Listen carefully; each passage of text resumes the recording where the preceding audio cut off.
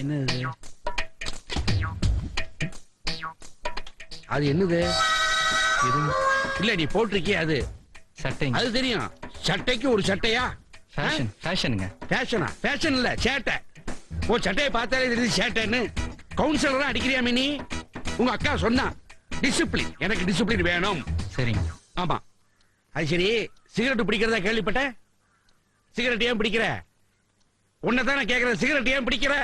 பிடிக்கலன்னா கீழே விழுந்துரும். வார்த்தையிலே விளையாடுறீங்களா என்கிட்ட? இப்படிதான் டிஃபென்ஸ் லாயர் சிவாமணின்னு பெரிய ஆளு வார்த்தையில விளையாடுறான் என்கிட்ட. ஒரே லா பாயிண்ட் மடக்கினா கீழே விழுந்துட்டான். ஜட்ஜி என் ஆர்குமெண்ட் கை தட்டினாரு தெரியுமா?